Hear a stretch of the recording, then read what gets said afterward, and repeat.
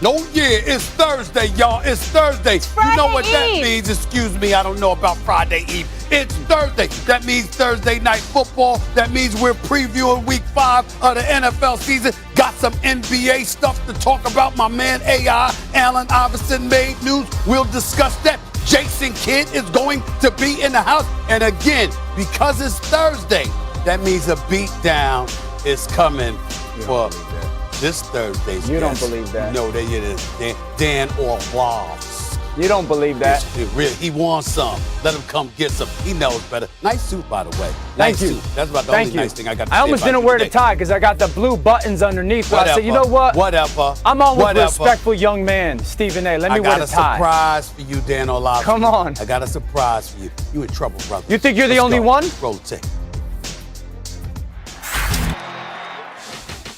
Good day. It is Friday Eve, like you like to call it, from Lala, Mr. Smith. What's going in on? the sunshine. What's How going are we on? feeling? How y'all Are you doing? having fun out here? I'm good. I'm good. You're enjoying yourself? Life is comfortable. Okay. You know, life is comfortable. The sunshine. It was about 85 degrees yesterday, and it's expected to be similar today. So I'm good. Okay. Dan, how are you Good. doing? I'm good. I'm great. 85 degrees in the middle of October sounds terrible, though. We're at like a nice 58 to 62 here in Connecticut. Feels like fall. We got the leaves changing. It feels like football at 85 in October. That's not what it's like. He's going apple picking later, pumpkin Somebody picking. that's in Connecticut would say that. Yeah, I love it.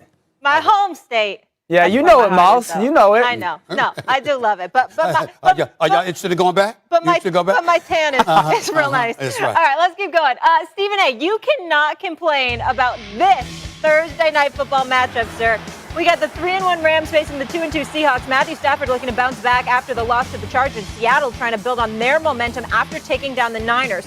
Now, while the Seahawks have made the postseason in 8 of Russell Wilson's first 9 NFL seasons, they've struggled to get over the hump since losing Super Bowl 49 to New England. In that span, Seattle failed to make it beyond the divisional round, posting a 3-5 record in those games. Dan, talk to me. Has Russell Wilson plateaued in Seattle? Russell Wilson has plateaued in Seattle, but it's not because of Russell Wilson. Now, Russell Wilson has reached the peak, right? He's reached the pinnacle. He's won a Super Bowl. But Russell Wilson's plateau as a player in the last 3 years is 105 touchdowns and 25 picks. They've gone 11-5, 12-4, 10-6. So, yeah, he has absolutely plateaued. But his plateau is a top 5 quarterback in the NFL, top 6 quarterback in the NFL. Had the Seahawks plateaued Russell Wilson, or has he plateaued because of that organization? Absolutely. I have been on record. I think the Seahawks have absolutely failed Russell Wilson over the last 5 or 6 years. Name me the one impactful. I can name you one impactful player in the last 3 or 4 years out of their draft. DK Metcalf in 2019. We could go 2 and go Tyler Lockett 2016. Those are the only 2 impactful guys that the Seattle Seahawks have drafted in the last 5 years for Russell Wilson. There's been some good players here and there, but no one that's impactful like a DK or Tyler Lockett. And so Russell Wilson, you're not going to get much better quarterback play than what he has given you over the last 4 or 5 seasons. It just doesn't exist.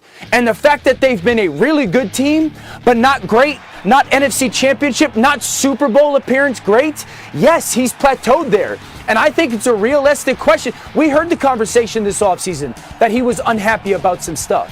And so if they're going to continue to be a really good team, he's going to throw for another 35-plus touchdowns, but not be good enough, he's got to ask himself, have I reached my kind of greatest, have I gone as far as I can go with Seattle? And is there a different situation for me in the future? Because the organization has not supported him in the totality of the football team, in the greatness of the football team. They've picked some good receivers, but yeah, Russell Wilson has plateaued in Seattle. Oh, cry me a river. I mean, you got to be kidding me, man. Listen. When you say what you say, theoretically, from the perspective of his stats and what have you, I get where you're coming from. Right now, he's completing 72% of his passes. He's fresh off of throwing 40 touchdowns, just 13 interceptions last year. The 125 and 25 in terms of TD to interception ratio. I get all of that. And they've been to the playoffs the last 3 years. They lost to the Dallas Cowboys. Don't get me started. 3 years ago. 2 years ago, it was to Green Bay. Last year, it was to the Los Angeles Rams. I get all of that. But I would remind you, Dan Orlovsky, they go to the Super Bowl and lose the Super Bowl when? This was in 2014. And from that moment forward, they handed the franchise over to Russell Wilson. Right. You got to remember, you got beast mode that's balling out. All right, you decide not to give him the ball at the half-yard line after he got you there. You gave the ball to Russell Wilson. He throws the interception to Malcolm Butler in the Super Bowl. From that moment on, obviously, the Legion of Boom just dissipated before our very eyes. You hand the franchise to Russell Wilson. I'm not saying that you shouldn't have it because I'm saying he's big time. Yeah. He's big time. But when we ask the question about plateauing, when we ask the question about peaking, you didn't listen. The man went to back-to-back Super Bowls, won a Super Bowl championship. It don't get much better than that. Now he's 32, 33 years of age. It ain't going to get much better than what it once was. But you did go to him and hand him the franchise. Not just the money. You basically said, listen, it's your franchise. We're going to ride with you. Last couple of years, you got DK Metcalf. You got Tyler Lockett. You got Carson in the backfield. How's the defense? Excuse me. Yeah, the defense is suspect. The defense, I understand that. But what I'm saying is we live in the age of a hard cap. You got a guy in Russell Wilson that you want to take care of.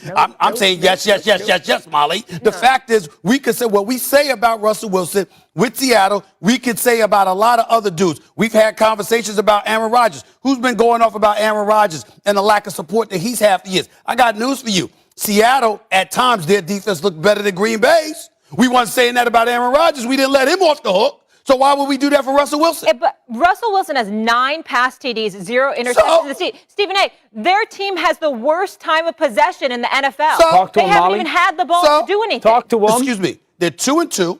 They're 2-2 right now.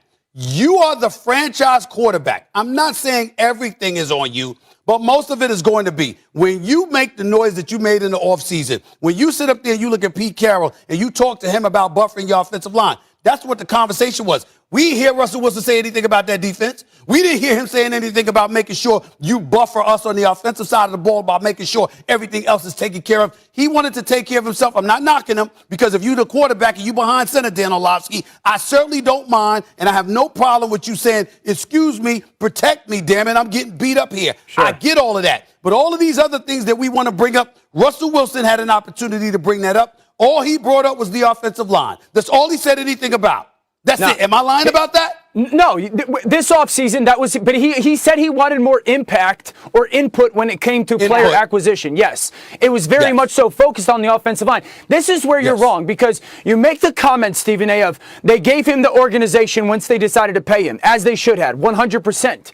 Now, when you do that in the NFL, it is incumbent on you as an organization to draft well because you're going to have less capital to make up for some of those missed draft picks. If you look at the Kansas City Chiefs, you know why the Kansas City Chiefs are in such a great situation after paying Patrick Mahomes? Because they're going to continue to draft well. Do you want to know why the Buffalo Bills will be in a great situation? Because they continue to draft well. Do you want to know why the Baltimore Ravens will be fine once they pay Lamar Jackson? Because their organization will draft well. And that's why Russell Wilson, after this offseason, saying, you know what? I'm not happy with some of the input that I have here, or we're not winning enough games. We're good, but we're not good enough.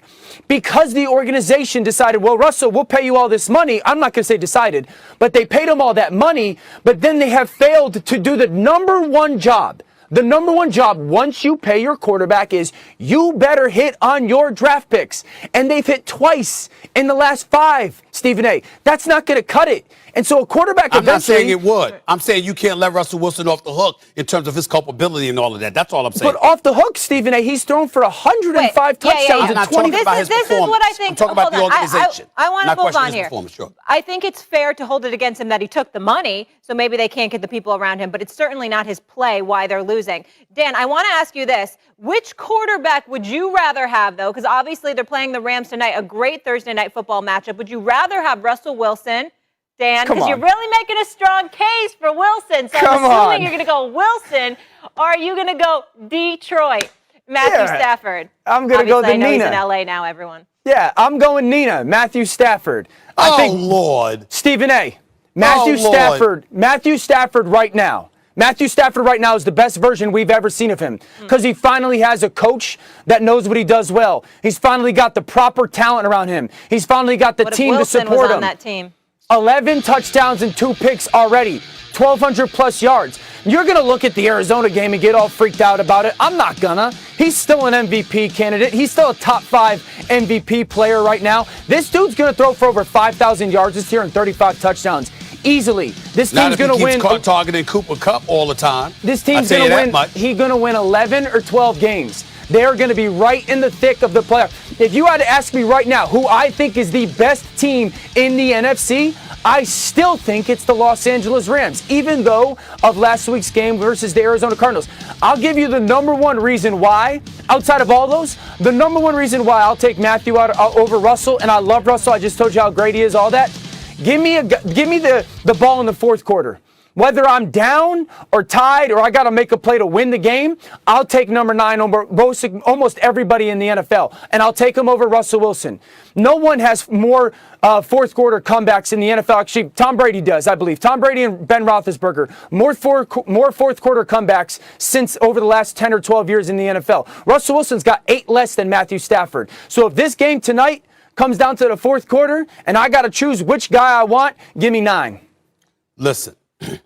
That's really, really nice. I love how you left out the fact that that's your former teammate and that's your buddy, and you know what, there's an emotional connection there. I love how you just omitted all of that during your soliloquy there. Just left that out about Matthew Stafford. It's not necessary. It's necessary, damn it. And here's the reason why. You just made the argument for me when you were talking about Russell Wilson. The manner in which he has played, not just this season, but how consistently excellent he's pretty much been over the course of his career. He's already a Super Bowl champion. He's been to back-to-back Super Bowls. He's been to the playoffs the last 3 years. Okay, he's only missed the playoffs once as a starting quarterback for the Seattle Seahawks.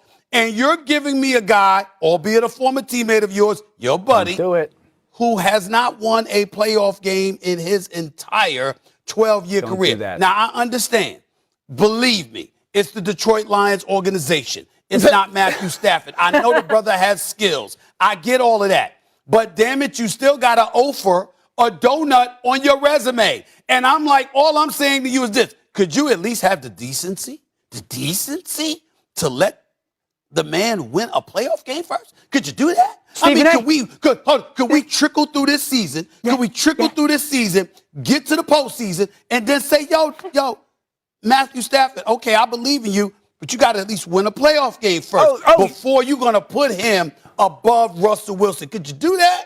Okay, Stephen A. In 2014, I was on that team that went down to Dallas in a playoff game. We got hosed by the officials. There's your playoff win. Or in 2016, officials? 2016, he went to Seattle against Russell Wilson and had the game won on Calvin Johnson into the end zone, and the officials again made a dog trash call. Those are your 2 playoff wins. Again, if you gave me one guy tonight with the ball in the fourth quarter and they needed to go score a touchdown to win, I am taking Matthew Stafford. And what Bottom evidence? Okay, and I'm saying to you, fair enough, because we are talking about the regular season. What I was going to say to you is that if we're talking about the postseason, what possible evidence do you have to buffer that point? My eyes. 0. Nothing. Nothing. My eyeballs. That's what it is. That's what it is. Okay, yeah. okay. So you're taking Wilson. He's emotional. I'm saying the resume says so. The resume says so. Dan's giving me emotion. I'm giving you a resume. Which one you taking? I gave you facts. Which one you taking? No, please. You got okay, you got your alternative facts, but I'll leave that alone. Let this game come down to the fourth quarter, Molly. I'll be on First Take on Friday. No, you do that. Oh, please come on. I'll be ready for you. You do that. All right. Rams are favored by 2.5 tonight. We'll have more on this game a little later, guys. Still to come on First Take, a double dose of Dallas, Stephen A. Southern Steve. Might the Cowboys be on upset alert this weekend against my G-Men? Wait till you hear why. Talk to me, people. The other team in Dallas that those fans love, the Mavs. They have a new head man in charge down there, Jason Kidd, going one-on-one with Stephen A. live on First Take next. Stay tuned. Stephen A., let's continue with your top 10 NBA storylines. What is number 8, sir? Well, number eight is a team that I've been talking about because they've got one of the greatest players in the world at point guard, Luka Doncic. Now, obviously, the Dallas Mavericks are a team that cannot be ignored, obviously, because you have a Luka Doncic. You have a Kristaps Porzingis. When healthy and ready to play, obviously could form a dynamic duo. Nevertheless, since they won the championship in 2011, it's been a decade. and they have not been out of the first round. So who knows what's going to happen with the Dallas Mavericks this season. Who better to talk about it, though, than with their new head coach, the one and only Jason Kidd, new head coach for the Dallas Mavericks right here with yours truly. What's going on, Big Time? How are you, man? Wonderful. Good morning. Good morning, Stephen A. Appreciate you being on the show. You took this job with the Dallas Mavericks. Why? What was it that excited you about this job? Well, I think you brought up a name early, and that's Luka. You talk about one of the best players in this league, only 22 years old. I felt that I could help him. I know that he's going to be considered an MVP candidate. I've been around a couple of MVP candidates, and so my job for Luka is just to make it easy. But, you know, the biggest draw is that we have a young team, exciting team, a team that set records offensively. And I felt that if I can give some defensive principles, we could be one of those teams that can raise that gold trophy at the end of the season. Why not this year? When Mark Cuban interviewed you for this job, obviously Dirk Nowitzki and others had a lot to do with you getting the job because Dirk Nowitzki obviously has significant say within that organization at this particular moment in time, as well as he should, considering his greatness and what he's done for the Dallas Mavericks all of those years. Nevertheless, when you took the job, what did Mark Cuban tell you he needed from you and he needed from this team specifically? Well, Mark, his first thing was be yourself. You know, we all understand that you have a high basketball IQ.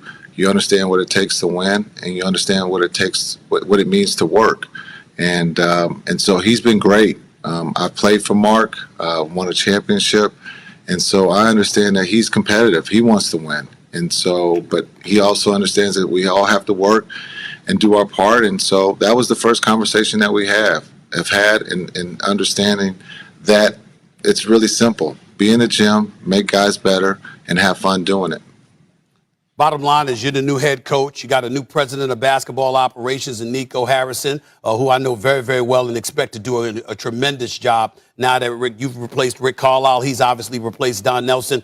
When you took this job, you've obviously heard a lot of noise about Luka Doncic and the relationship that he has with Kristaps Porzingis. What can you tell us about what you heard, and what could you tell us about where you believe that relationship is now and is heading? Well, I think we all heard in the NBA circle that there was, tension between the two.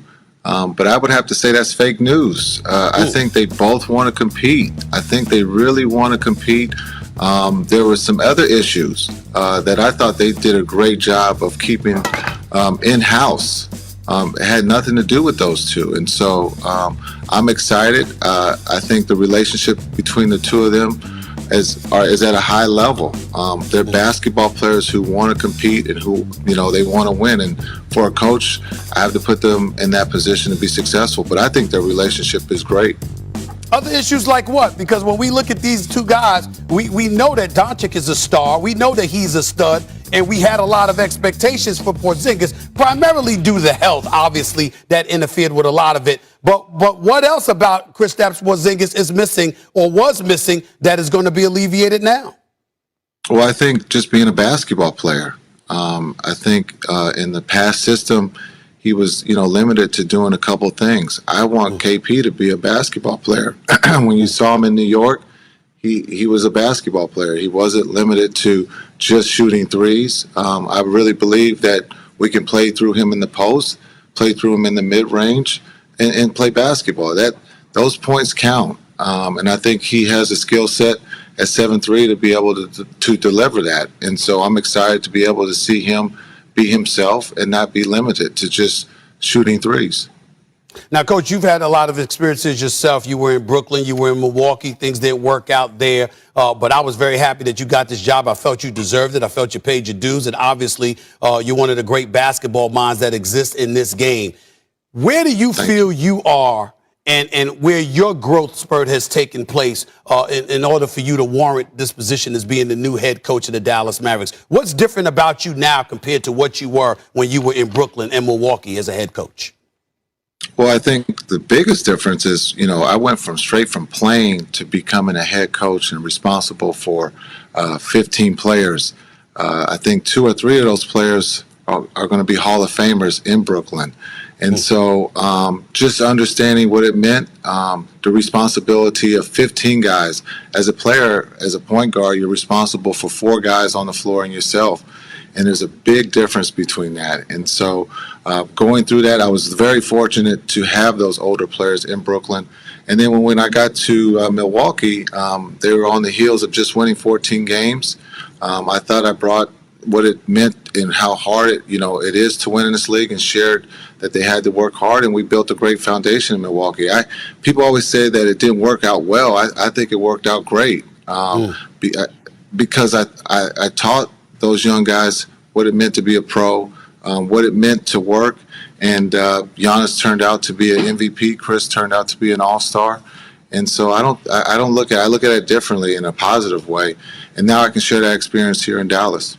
Now, the expectation, Coach, for people, looking at the basketball, particularly in the Western Conference, Lakers are the team to beat because they got a whole bunch of experienced dudes led by the great LeBron James. Anthony Davis, Russell Westbrook don't hurt. You got Melo there. You're looking at the Clippers, and Kawhi Leonard is expected back early. You hear about Denver once Jamal Murray gets back. You hear about Utah because of Donovan Mitchell. You hear about the Phoenix Suns because they're the reigning Western Conference champions. You don't hear much about the Dallas Mavericks other than Luka Doncic. That's about it. What's your expectation for the Dallas Mavericks this season? Well, I think we're in a great seat. I think when you look back at last year, no one really talked about Phoenix. And then they get Chris Paul, and Chris Paul takes them and wins the Western Conference, championship. And understanding that, we feel that we have a talented team. We have a team that's back. Offensively, we know we can put the ball in the basket. Defense is where we've concentrated so far in training camp. And so it's all right to fly under the radar. Understanding there are some very talented teams, and the Lakers are going to be the favorite because of LeBron and the guys that they have in AD. And they got a great coach in Frank Vogel. So, but we feel that we can compete. And you can't play it on paper. You got to play it on the court. And we look forward to that challenge. Your definition, last question, your definition of success for this team this year is what? Health. That's it. Because, if you're healthy, a lot of good things will happen. Everybody wants to put a number on it. We always talk about the standard in the Western Conference is 50 games to punch that ticket to the playoffs. We all understand. We all have a bad taste in our mouth of what happened last year with the Clippers being up 2-0. So, we have many goals within in-house, but I think our health. If we're healthy, we could surprise, or we can be who we think can be, and that's competitive and hopefully win a championship. Coach Kidd, my definition of success for the Dallas Mavericks this upcoming season is getting out of the first round. That's it for me. I don't care how many games you win. It's getting. You take that? You take that? I'll take that. I'll take that, man, because that means we're playing the second round. All right, my man. The one and only Jason Kidd, new head coach for the Dallas Mavericks. Appreciate you, Coach. Thanks so much. Thank you, Stephen A. All right. Molly, back to you. All right. We'll stay in Dallas. I like that answer, though. Health is wealth. NFC East rivalries are always a beat-up. The New York Giants riding high after a huge win over the Saints, where we saw Saquon Barkley and Daniel Jones play really well. The G-men head to Jerry's World to face the Cowboys. Cowboys are one of 5 teams that are currently favorited by at least a touchdown ahead of their Week 5 matchup. Over the previous 10 seasons, Dallas has won 21 of 23 games when favored by at least 7 points, though they have covered that line in just 10 of those contests. Dan Orlovsky, you're up first here, sir. What team is on upset alert in Week 5? I think it's the Cowboys. I really do. I look at this Giants team, and I understand they're 1-3. They're 5 plays away from being a 3-1 football team. And we're talking about, this record being swung over 4 or 5 snaps. I'm not the person who says you are who your record says you are. I disagree with that. I think that we're starting to see this offense with the New York Giants really start to understand who they are. Jason Garrett has been significantly better over the last 2 or 3 weeks. Kenny Golladay has started to make some plays. They remembered that Kadarius Toney, their first-round pick out of Florida, actually is on their football team. I want to give credit to Dave Gettleman. A lot of us have been critical of him, me included. He said this offseason the offensive line was going to be a little bit better. I think they are. Daniel Jones is playing really good football. Again, a guy that I've been critical about. Daniel Jones is playing some good football. Saquon Barkley every week has started to look at it a little bit better. And I said Saquon Barkley had pressure on him this year. The thing that I like about the Giants right now, Molly, is 2 or 3 weeks ago, the question was, well, why does this team keep winning or losing these games? And simply put, I said, they got to stop giving them away. They got to stop making the play to lose the game.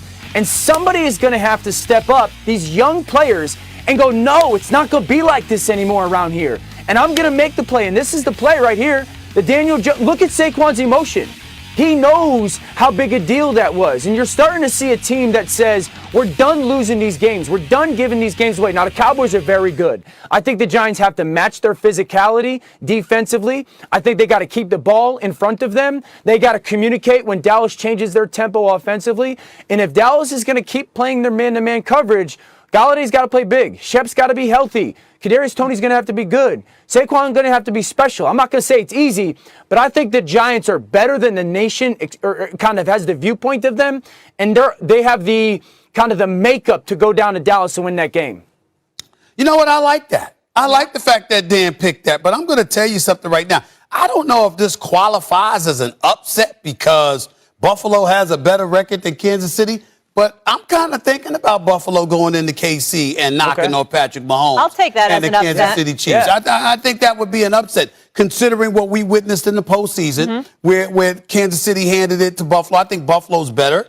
I think they're more well-balanced. I think that Kansas City doesn't appear to be the juggernaut that it has been thus far. I think we've seen Patrick Mahomes make uncharacteristic mistakes compared to what we've seen in the past. Even though he's still a stud, he's still that dude. You know I believe in my brother from another mother, Travis Kelce, Tyreek Hill, McCole Hardman, Pringle, and those boys. But I think their defense is so suspect in Kansas City that the Buffalo Bills are primed to take advantage of that. When you look at the Josh Allen, and you know you got Diggs, and Emmanuel Sanders is such a great addition to that squad, plus they can run the football. Plus, McDermott can coach. The defense is no joke. And not only that, it's pivotal because suppose you find yourself in a situation where you're going up against them again. I think if you're the Buffalo Bills, your confidence elevates exponentially if that game in the postseason has to come to Buffalo.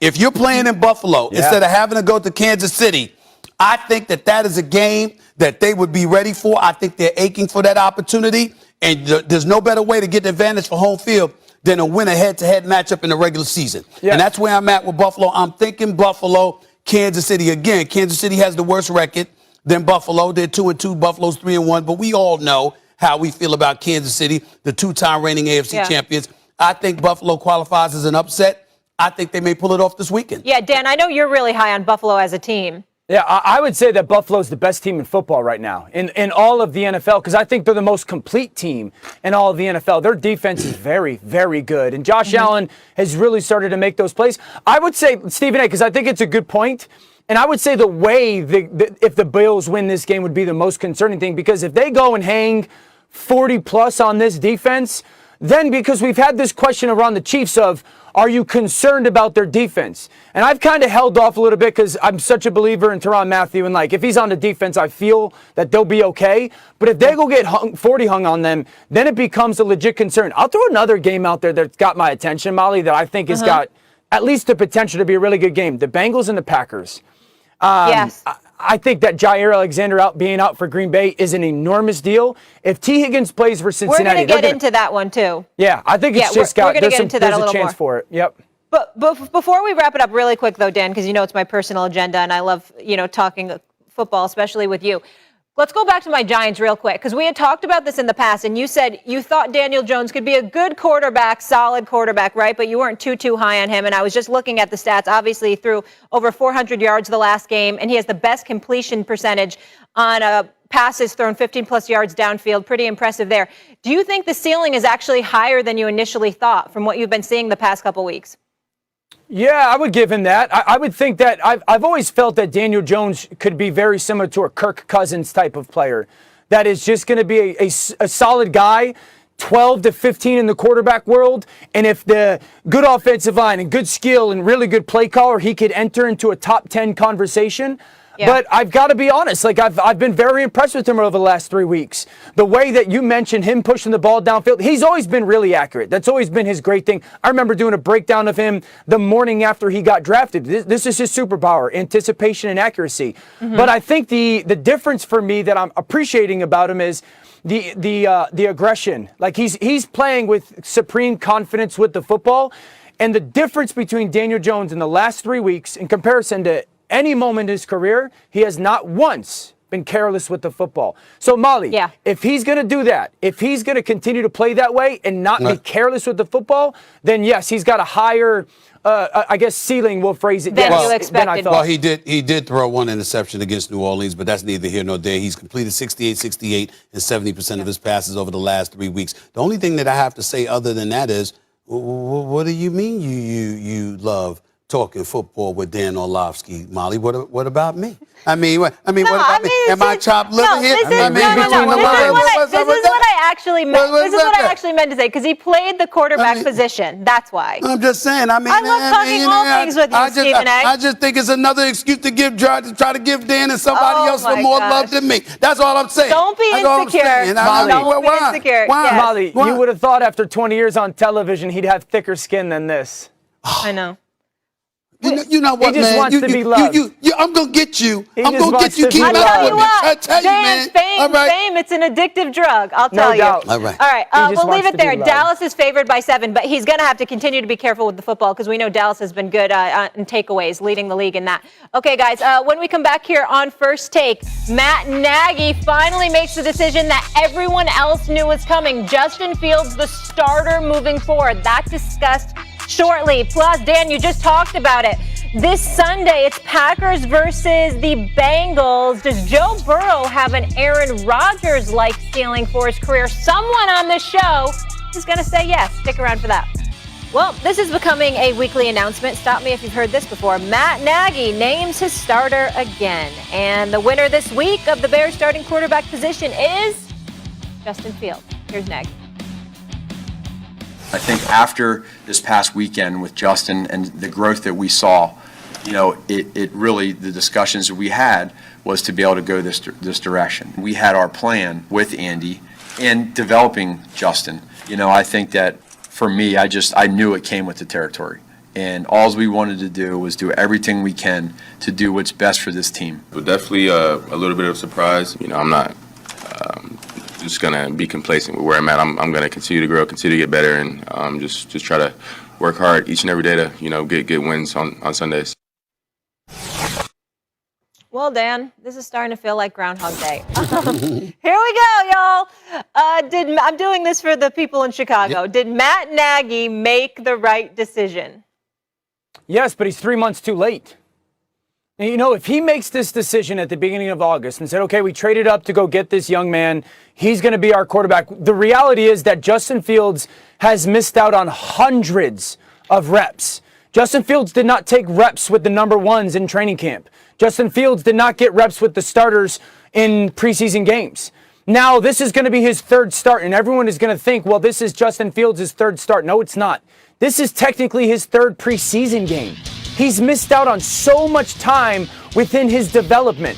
And that's been my issue with everyone kept saying, well, Justin Fields is not ready. I'm aware of that. But would he have been in October? And that's my thing as a coach, one of the things you have to do is not necessarily see where your player is, but where your player can get to. And when you cheated Justin Fields out of all these reps, he is now a lesser player going into October 12th weekend than he would have been. And that has been my issue all along, is the inability to have foresight. Now, I think Matt Nagy kind of viewed this situation as the ideal one. When you've got a really good surrounding cast, a good offensive line, and good skill position players in, a defense that can keep you in games. And so you could win games with the bridge quarterback of Andy Dalton, but also develop Justin Fields. That's not the reality of the Chicago Bears situation. Now, we are where we are, okay? We are where we are, where Justin Fields is going to be their guy moving forward. I say the number one goal for this organization is to make Justin Fields look like Justin Herbert did last year. We walked away from the Chargers rookie season of Justin Herbert last year going, that dude's a stud. that guy's going to be an MVP candidate moving forward. And that has to be the number one goal for this football team. Number two, they got to win games. They're going to have to win games. Everyone's going to say they got the second toughest schedule left. They don't play a ton of top 10 defenses over the next 5 or 6 weeks. And then they got to figure out if Matt Nagy's going to be the guy moving forward. All right, Dan Orlovsky, would you stop? Would you stop? Would you stop? First of all, you're wrong. First, let's get that out the way first. You're wrong on a multitude of levels. He's 3 months late or whatever. No, he's not.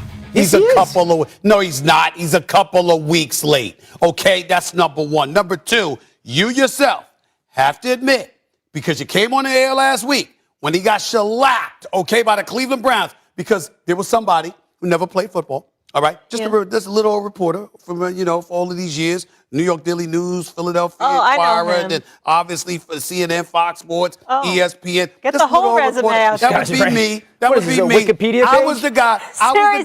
I was the guy, Dan Orlovsky, who said, "Don't put that boy up in there against the Cleveland Browns. Oh. You don't want that Myles Garrett, Jadeveon Clowney, and those brothers. See, that's the stuff right there. I'm gonna get you, Molly, but it's all right. Here's the deal.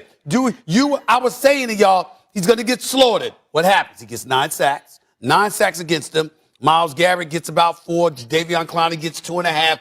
Dan Orlovsky comes on the air last week. All right, you got us. You were right. Okay. So now we go to the Detroit Lions. What did I say all along? Play Andy Dalton. First 3 games of the season. Okay. Get that out the way. Buy Justin Fields some time. Then put him in week 4 against the Detroit Lions. By the way, the 29th ranked defense, the 29th ranked defense in the National Football League. What happens?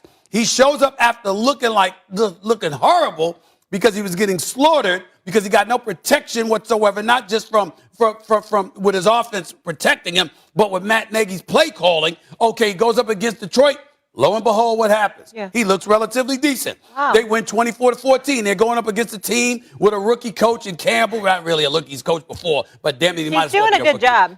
Really? Okay. Whatever. The point is, Dan, I said to y'all, he should start week 4. So to me, Matt Nagy making this announcement is something he could have easily made before the Detroit game. Any time before that, he had no business doing it. Okay, so to sit up there and say he should have made it 3 months ago. Well, damn it, Justin Fields wasn't ready 3 months ago. Because Matt Nagy ain't ready at all. What is it like? What is he wasn't even ready? We know that.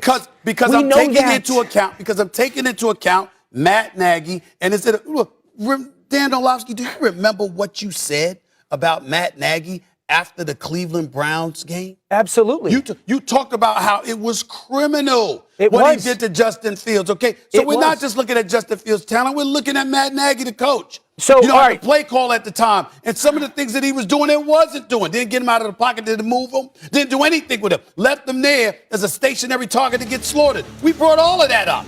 Matt Nagy being the coach has a lot to do with why I said Justin Fields should have to wait. Because you don't want to subject him to that. And they did anyway. So if they had done it earlier, Dan, it would have been even worse. The prognosticator is done. He should buy a lottery ticket. You may speak now. Me, Dan Orlovsky from St. Lawrence Elementary School and Shelton High School, who played Shelton Pop Warner.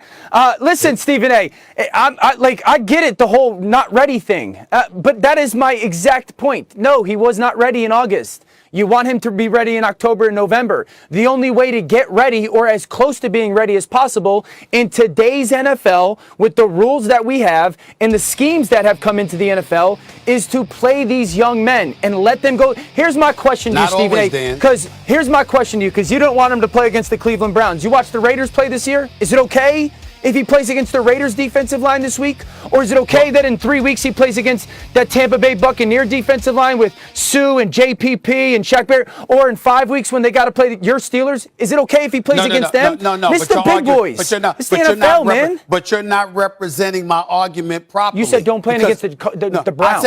I said buy him those first 3 weeks, because once he's in, he's in. Okay? Make sure his first start is against Detroit. Buy him those 3 weeks. You foolishly promised Andy Dalton he was going to be your starting quarterback week 1 when you signed him because you wanted Russell Wilson in the offseason and wasn't able to acquire him. So you settled for Andy Dalton, and you promised him he was going to be your week 1 starter, foolishly, I might add. But since you did that, okay, go with him those first 3 weeks. Start off week 4 with Justin Fields going up against the Detroit Lions. He's your starting quarterback, and don't look back. That's what I said. And so to me, that's the issue. All when right, you look at him and what he wasn't ready for in August, that's problematic for them because Matt Nagy is going to cause you some problems. But Stephen I was A., looking here's for 3 weeks to buy time. Here's where I absolutely dunk on your point. You're saying don't play him till after Cleveland because you don't want his first start to be struggle.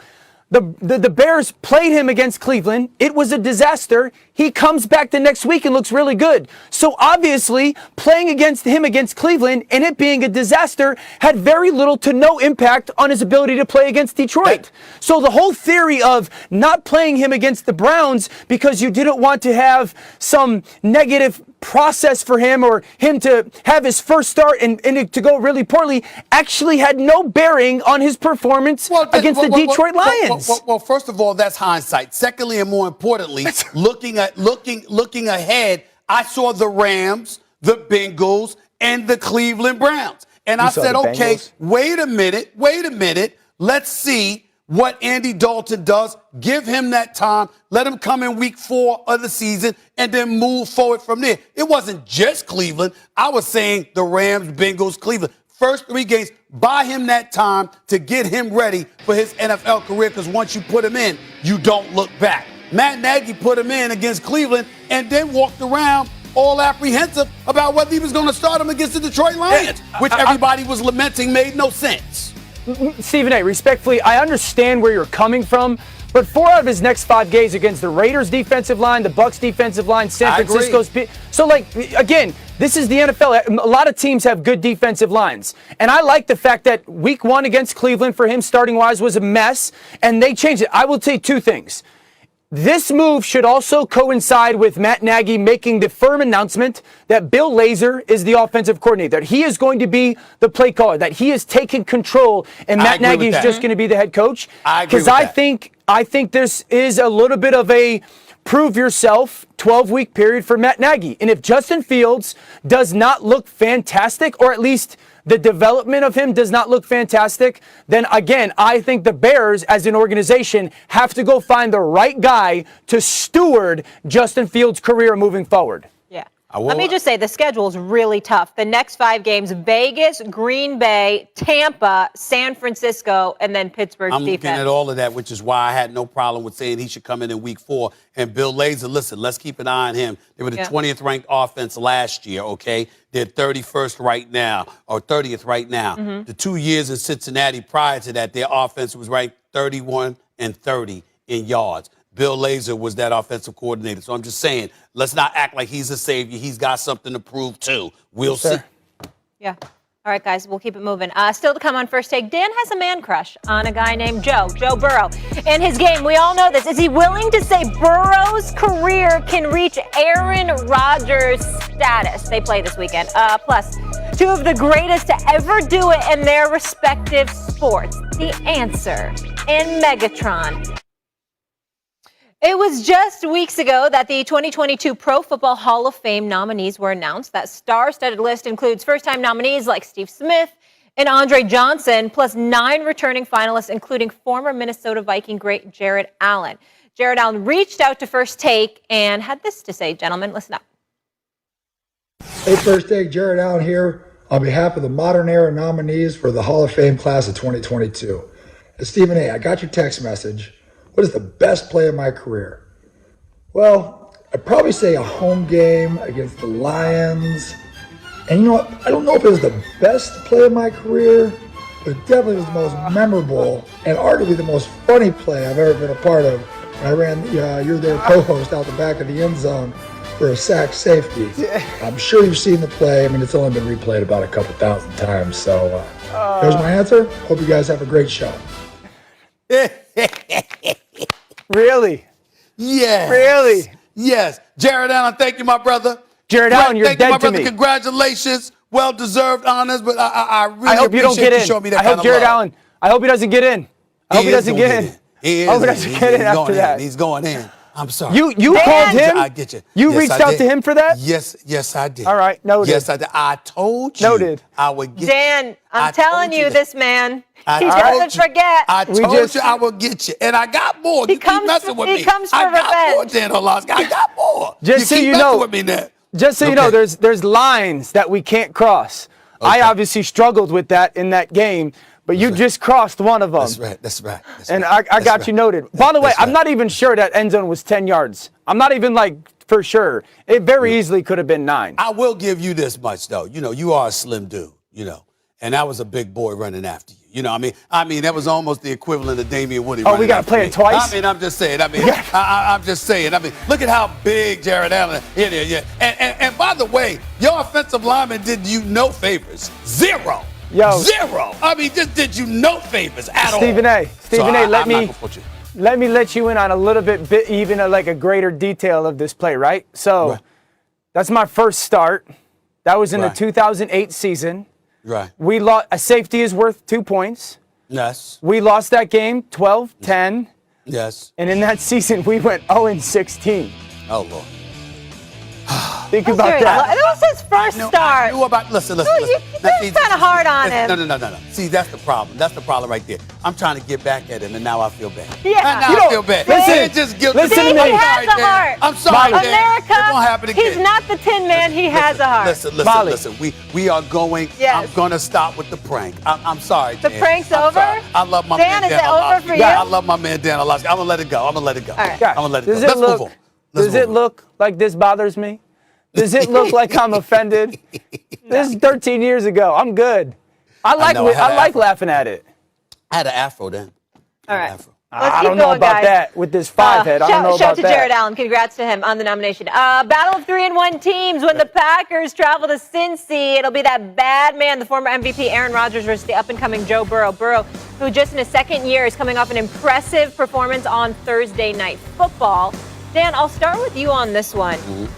Do you think Joe Burrow can reach Aaron Rodgers type level of play in his career? I know he's just in his second year.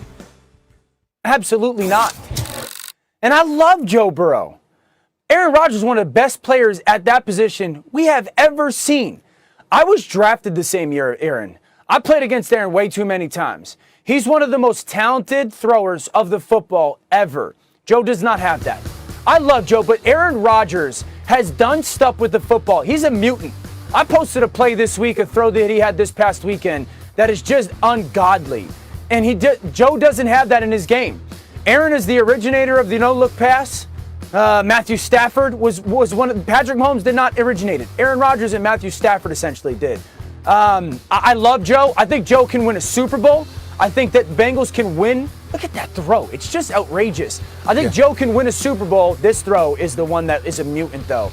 But Aaron Rodgers is too talented. Aaron Rodgers has the arm kind of inexplicable, Ryan Clark arm arrogance stuff that Joe Burrow cannot do. I love Joe. I think that he's going to be a special player. I don't trust that organization. I mean, Aaron Rodgers is one of the most, part of one of the most historical organizations in the history of the NFL. The Bengals are not that. I think he can win a Super Bowl, but he cannot go get what number 12 has done. I can't rule it out. And here's the reason why I feel this way, because you know how I feel about Aaron Rodgers. He's a bad brother. I mean, he's a bad man. We all know this. But when you only have one Super Bowl championship and one Super Bowl appearance, could Joe Burrow achieve that? Possibly. He's completed a career 66% of his passes. He's a national champion on a collegiate level. In the pro level, before he got hurt, Dan Orlovsky, he was playing pretty well. No doubt. This year, right now, he's completing about 70% of his passes. Aaron Rodgers, for his career, has completed 65% of his passes.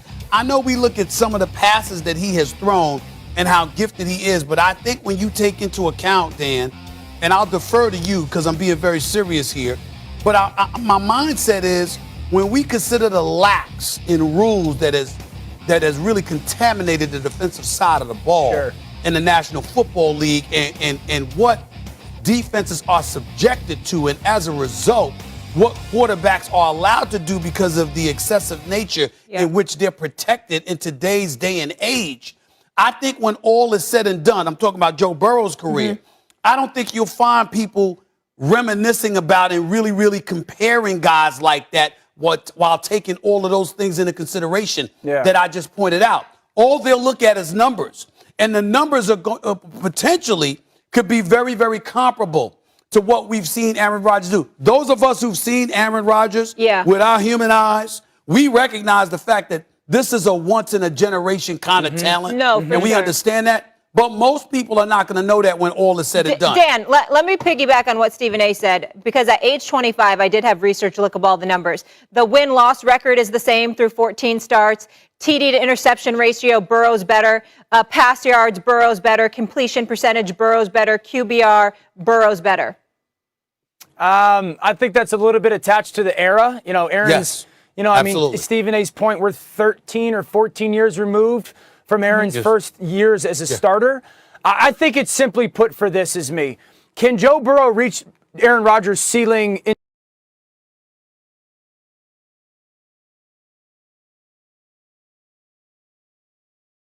totality? I don't think so because, one, I don't know if the Bengals organization is going to be as good as the Packers when it comes to stability. You know, the stability of the organization. Quarterbacks are dependent upon what is around them.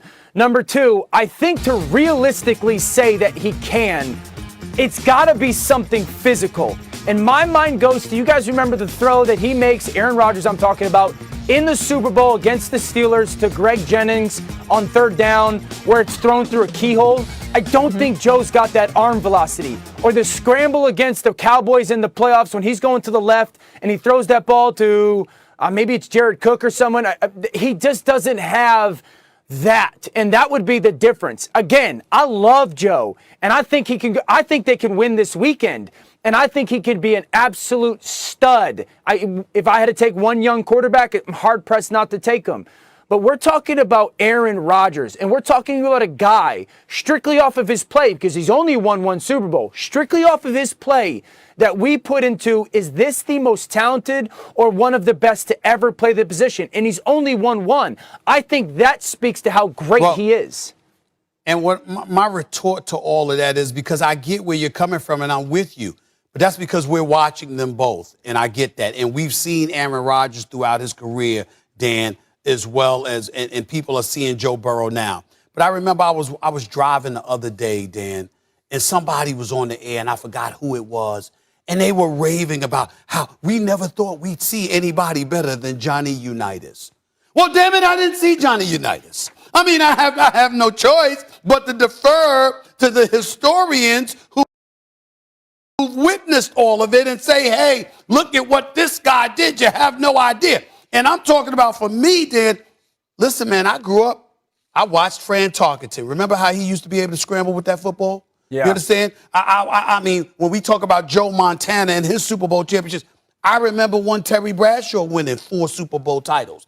We talk about great wide receivers like Jerry Rice and Randy Moss and T.O. Well, I remember Lynn Swann and John Stallworth in the Steel City. You understand? And when we talk about, defenses, the 85 Bears, and we defer. Well, I remember the Steel Curtain with me and Joe Green and L.C. Greenwood and Jack Ham and Jack Lambert and Mel Blount and those brothers. When we talk about hitters and assassins, I remember Jack Tatum for the Oakland Raiders at the time. The list goes on and on. What I'm saying is you could pull up all of that stuff, but in the end, if you haven't seen it with your own human eyes, you're going to defer to numbers. And in the end, Joe Burrow's numbers might be comparable. That's all I'm trying to say. I'd say this, Mal. I think Joe Burrow can be Steve Young. I think that's who he can be, Steve Young. Yes. Yeah. All right. Yeah. I mean, that's still good company to be in. Yeah. That's no slight. All right. One of Stephen A.'s favorite players ever. The answer, Allen Iverson. Is he being disrespected by the Sixers organization? Stay put for that story in just a bit. And Kevin Durant, he spoke to the media yesterday. He revealed some surprising thoughts on the Kyrie situation. We'll talk the Nets as well. Stay here. It's First Gamer, a Sixers legend, and has the nastiest crossover the world has ever seen. One thing he's not, however, is a member of the 76ers organization. He recently spoke to Bleacher Report's Taylor Rooks about his desire to help the team. Take a listen, y'all. I've forgotten more basketball than some people know. And I know I can help an organization get better. I know so much of the ins and outs in basketball, and not just talent-wise, as far as, who's good, who's not. Anybody know Kevin Durant is good, you know what I mean? But I know other things when it comes to basketball. I know the look. Yeah. I know the eyes. I know the posture. I'm a Sixer for life. Okay. I got Sixer blood pumping through me. So everybody know that I want to help their organization. I've been retired, 11 years? I don't know how I'm not a part of that staff some kind of way. And the money thing ain't got nothing to do with it. It's just me being me and me being a Sixer and wanting to help. All right, a lot to unpack there. Dan, I actually want to start with you. What's your reaction to Iverson's comments here? It makes me think of the Lions and Calvin Johnson. Molly, I was with the Lions 7 out of my 12 years in the NFL. They drafted me. So the Lions as an organization in the city mean a lot to me. And Calvin Johnson right now is not on good footing with the Lions organization, mainly because they asked for, after he retired, money back. And this drives me nuts. And I love the Lions, but this is so stupid by them. I was there when we were terrible. We were the laughing stock of the NFL. Those fans came to every single game. And one of the reasons why is the guy on the screen, 81. One of the reasons why is because to go watch that Hall of Fame player play. We were on Monday Night Football a couple times, and the only reason why was number 81. He's one of the pillars of that city. This man could have left Detroit after he got done playing. He still lives in that city. He's a man of character. His family's incredible. Detroit means a lot to him. They're basically telling, we don't want you to be a part of our organization over $1.6 million. The Lions, this is so ignorant by them because Calvin wants to be a part of that place. Not only should they pay him back their $1.6 million, they should put interest on it because that money should have been sitting in the bank account.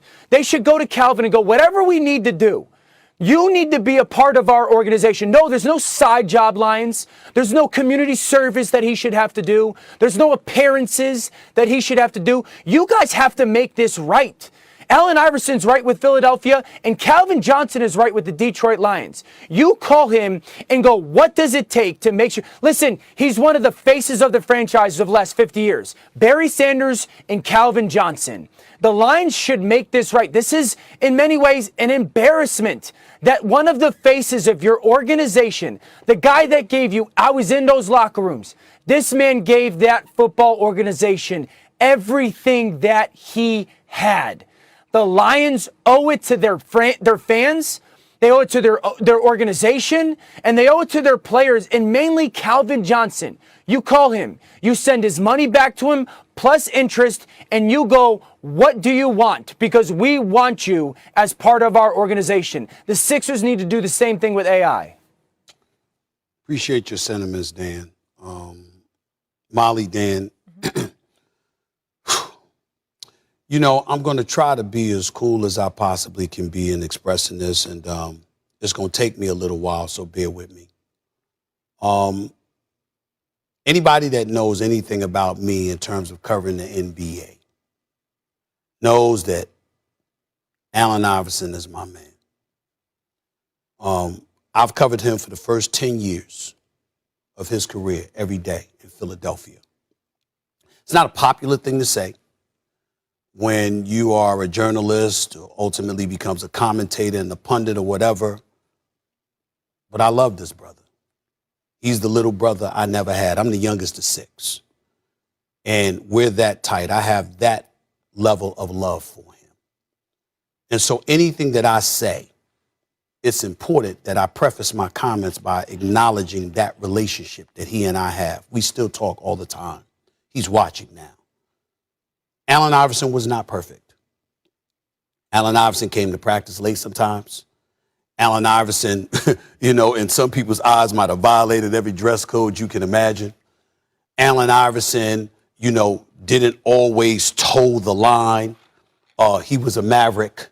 The tats, the cornrows, and all of this other stuff that comes with it that people either want to revere and praise him for or denigrate him for. All of those things you can side with. And when you think about corporate America and what it requires from us, particularly how I roll, if you make some of the mistakes that he made, you would sit up there and say, why should the Sixers want Allen Iverson there? So let me put that out there. And my response to that is the Sixers organization is the one organization that has no business taking this position. Allen Iverson is absolutely right. 1,000%. And I haven't spoken to the Sixers, but I will. Because this is some BS. I was not aware. I didn't ask Allen Iverson about this. I wasn't aware that he had absolutely no role with the Sixers organization. I don't know what the hell was wrong with me. I didn't think to ask. I assumed that they did have him in for. And let me tell you why I assumed that. Dan, Molly, the same Sixers organization that evidently doesn't employ Allen Iverson in any capacity is the same Sixers organization that used him for bobblehead night and retired his jersey and did everything they could to celebrate him in recent years to generate revenue and interest in their franchise when that bogus process was ongoing and you couldn't win a damn practice game, let alone a real NBA game. Nobody was interested. You sucked as an organization. And what did you do? Allen Iverson, could you come to the rescue? Could you be there for us? We want to celebrate you and what have you. You marketed it. You monetized it. You generated revenue off of it. That's what you did because you didn't matter at that time. This is when Joel Embiid was hurt. And he was out for the first 2 years. This is when Ben Simmons was hurt and he couldn't play his year. This is when the process led by Mr. Sam Hinkie and Josh Harris, the owner, and all of these other guys, when you couldn't buy a damn game, when you were losing 18 and 19 in a row and suffering from 10 and 72 seasons. That's what you were doing. And Allen Iverson was of interest then. And think about what he said to Taylor Rooks, who did an outstanding job with that interview, by the way. And my man Al Harrington was sitting right next to AI. I love that brother, too. What did you do? You did all of that. What did Allen Iverson say when he sat down with Taylor Rooks? You know what he said? He said, I know basketball. He's not talking about analytics and PERs and all of this other stuff. He's talking about himself, a career 26.7 point per game scorer, a Hall of Famer, a dude that played his first 10 years in Philadelphia, averaging over 40 minutes a night. His lowest minutes total per night was 39.4 minutes per game his second year in the league. We hadn't seen a box office attraction like him this side of Michael Jordan. Kobe came later in terms of being box office. AI was already there. He carried this franchise on the back. And if it wasn't for Kobe Bryant and Shaquille O'Neal, he would have delivered a championship because he got him to the finals. And somehow, some way, you have no role for this brother? When Ben Simmons is talking about he don't ever want to play for the franchise again, when you talk about the city of brotherly love, a blue-collar city if ever there was one, heart, guts, warriors, who personifies that better than Allen Iverson? Nobody. And every player this side, you can't find an NBA player now that wouldn't tell you what a warrior that brother is. Came there every night. You knew you were going to have to deal with him. And they all revere about it. LeBron revered. Kobe, God rest his soul, revered about it. Shaq talked about it. Barkley, everybody. Nobody's saying the brother should be the president of basketball operations or some GM. He'll tell you that. But no role, 76ers? Zero? You trying to tell me if Allen Iverson was hanging around that these players Any of them would be devoid of heart that we'd have questions about whether or not what cardiologist they need to see. If Allen Iverson was a part of that organization in some capacity, I find this to be incredibly egregious. And like I said, I don't know all the details. I heard what he had to say. I'm going to call the Sixers about this because to me, there's no excuse for Allen Iverson. As far as I'm concerned, Allen Iverson should be receiving a check from the Sixers for the rest of his life.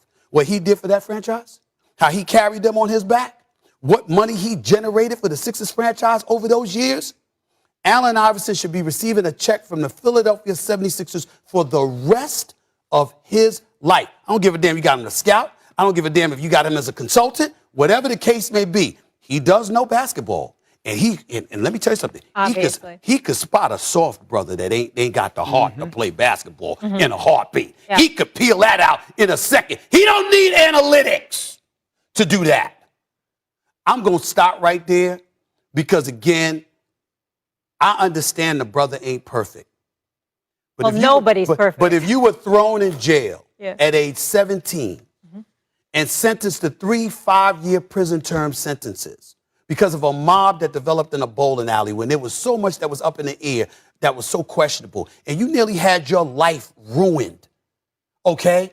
Sometimes you're going to come out of that experience and you're not going to make all the right decisions. You're not going to make the best decisions. But I know this much.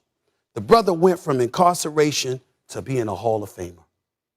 And one of the greatest warriors this game of basketball has ever seen, who personifies everything Philadelphia claims to be. For the Philadelphia 76ers to have this situation where this brother is receiving absolutely nothing is shameful. I'm going to leave it at that. Okay. Because I don't want to say no more because I might say something that might get myself fired. All right, we'll leave it right there. And now it's all out on Front Street. So appreciate your passion, Stephen A. By the way, Daryl Morey, who's never had any relationship with the Philadelphia 76ers, quality executive, I get all of that, making anywhere from $8 to $10 million a year. And he didn't generate money for the Philadelphia 76ers. I'm sure he will because I love Daryl Morey and he deserves his money. But you can't find something for Allen Iverson? Nothing? Well, maybe that'll be rectified now. We'll leave it there, guys. Still to come here, the situation down in Jacksonville seems to get worse each week. Urban Meyer says things are fine, but Dan and Stephen A. on what should happen. The fallout continues over the video that surfaced over the weekend of Urban Meyer at a bar with a woman dancing close to his lap. The Jaguars owner issued a statement saying that Meyer had to regain our trust and our respect. Now, here's Dan Orlovsky earlier this week on NFL Live with his reaction to this story. It's hard for you to lead me when you can't lead yourself. How can I sit here in the locker room and listen to you preach about culture when you do things like this? My success is incredibly dependent on your ability to lead our organization. And if you can't lead yourself to make consistently the proper decisions, then how can I trust my career with you? I don't want you as my head coach anymore. Dan, I thought that was so well said. If you can't lead yourself, how can you lead me? And I brought that up when we discussed it the next day. Dan, talk to me from a player's perspective. Now, yesterday, Urban Meyer addressed the media, and I want you to hear this first, and then we'll react to it. I thought at the time, now that I maybe thought it through, but I thought at the time this is a chance for everybody to clear their head, including myself, with my family located, where we were, to go spend a day or two with them and then get back, because I knew I wanted them to get out of Dodge too and clear their heads. Did you ever feel distraught enough to consider resigning at all? No. He's still my head coach. I still respect him, regardless of what happens. Like I said, we're a team and we're figuring it out. So, we're all good. We had a great day of practice today, and we're all still working. Dan, with all things considered, Urban Meyer with the strength and conditioning coach and the racial issues with that and how he offended some folks, the team losing, now this latest incident, it seems he's been a bit of a distraction for the team. Do you think he should consider resigning? I don't think he should have been given the option. I would have fired him.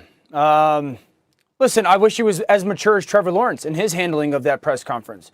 I'm just going to talk about Urban Meyer, the coach here. This has nothing to do with the man, so to speak. If I'm in that locker room, you have no credibility. None. You're sitting up there 4 days after this weekend's incident saying you thought it was the opportunity to clear your head. Coach, this is the NFL. We are only 0-4. We are not 0-10. Clear your head. What about me as a player? Am I allowed to just not do something with our team because I need to clear my head? How about our other coaches on the staff? Were those guys allowed to not fly home with the football team and deal with things head on? As a player, there's a lot of things you want from your coach, but you want a guy that in the midst of the storm never wavers, that gives a very clear message of how we are going to dig ourselves out of the hole, that how we are going to handle the situations, that does not roller coaster with the circumstances of what is going around us. You want someone that is going to point you in the direction when everything around you is in chaos. And that happened to be the opposite of Urban Meyer as a leader. So there's no credibility. If I'm in that locker room, you have no credibility with me. Trust is an action that is followed by words. Trust is an action. And there is nothing that a coach can do worse than what has transpired in Jacksonville. Now, he says, I have to go regain their trust. With all due respect, we are not in a marriage together. You have broken that. We are not going to counseling. This is not something that you are going to regain. Trevor Lawrence and that football team have about 3 months of left of this season. There is not enough time.